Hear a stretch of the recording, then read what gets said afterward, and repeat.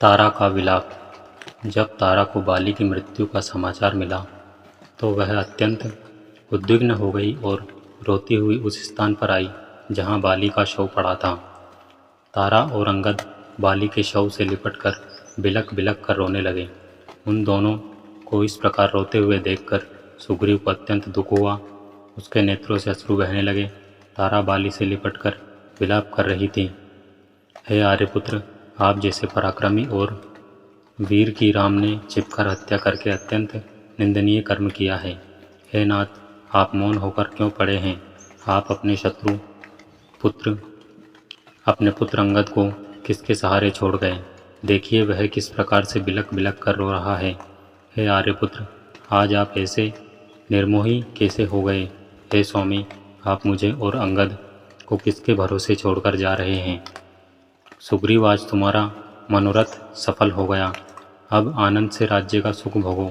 आज मेरे पास पुत्र ऐश्वर्य सब कुछ होते हुए भी मैं विधवा के नाम से पुकारी जाकर संसार में तिरस्कृत जीवन व्यतीत करूंगी। पुत्र अंगद, अपने धर्म प्रेमी पिता का अंतिम दर्शन कर लो। यमलोक को जाते हुए अपने पिता का हाथ जोड़कर अभिवादन करो। देखो स्वामी, आपका पुत्र हाथ जोड़कर आपके सामने खड़ा है, उसे आशीर्वाद क्यों नहीं देते? आज आपने इस युद्ध रूपी यज्ञ में मेरे बिना कैसे भाग लिया? बिना अर्धांगिनी के तो कोई यज्ञ पूरा नहीं होता। इस प्रकार तारा नाना प्रकार से विलाप करने लगी। बाली के वानर सरदारों ने बड़ी कठिनाई से उसे शव से अलग किया। धनुष धारण किए राम को देखकर तारा उनके पास जाकर बोली, हे अमल कमल दल लोचन राम, आप वीर तेजस्वी धर्मात्मा और महान दानवीर हैं। मैं आपसे एक दान मांगती हूँ। जिस बाण से आपने मेरे पति के प्राण लिए हैं उसी बाण से मेरे भी प्राण हर लीजिए, ताकि मैं मरकर अपने पति के पास पहुँच जाऊँ। मेरे पतिदेव स्वर्ग में मेरी प्रतीक्षा कर रहे होंगे। तारा के मर्मस्पर्शी शब्दों को सुनकर रामचंद्र बोले, तारा, तेरा इस प्रकार शोक और विलाप करना व्यर्थ है। सारा संसार परमात्मा के द्वारा बनाए गए विधान के अनुसार चलता है। विधाता की ऐसी इच्छा थी। यह सोचकर तुम धैर्य धारण करो। अंगद की कोई चिंता मत करो। वह आज से इस राज्य का युवराज होगा। तुम्हारा पति वीर था, वह युद्ध करते हुए वीरगति को प्राप्त हुआ है। यह तुम्हारे लिए गौरव की बात है। शोक तज कर रोना बंद करो। रोने से दिवंगत आत्मा को कष्ट पहुंचता है। इस प्रकार राम ने तारा को अनेक प्रकार से धैर्य बंधाया। फिर वे सुग्रीव से बोले, हे वीर, तारा और अंगद को साथ ले जाकर अब तुम बाली के अंतिम संस्कार की तैयारी करो। अंगद, तुम इस संस्कार के लिए धृत चंदन आदि ले आओ।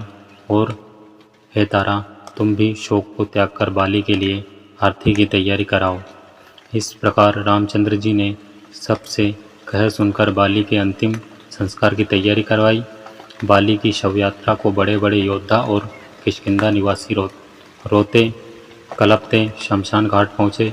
स्त्रियों के करुणाजनक विलाप से संपूर्ण वातावरण शोकाकुल प्रतीत हो रहा था। नदी के तट पर जब चिता बनकर बाली का शव उस पर रखा गया तो संपूर्ण वातावरण एक बार फिर करुण चीत्कार से गूंज उठा। तारा पुनः बाली के शव से लिपट गई। वह चिता पर ही उसे लिपटकर विलाप किए जा रही थी। बड़ी कठिनाई से उसको बाली के शव से अलग किया गया। अंत में अंगद ने चिता को अग्नि दी। जब बाली का शरीर पंचतत्व में विलीन हो गया तो श्री रामचंद्र जी ने लक्ष्मण, सुग्रीव, अंगद एवं अन्य प्रमुख वानरों के साथ मिलकर उसके लिए जलांजलि दी। तो दोस्तों, ये वीडियो थी संपूर्ण रामायण के किष्किंधा कांड भाग 6 तारा का विलाप। तो ये वीडियो आपको कैसी लगी हमें कमेंट सेक्शन में ज़रूर बताएं। और वीडियो अच्छी लगी हो तो वीडियो को लाइक शेयर और ऐसी और वीडियोस के लिए सब्सक्राइब करें हमारे यूट्यूब चैनल को। वीडियो में अंत तक बने रहने के लिए आप सबका धन्यवाद। जय श्री राम।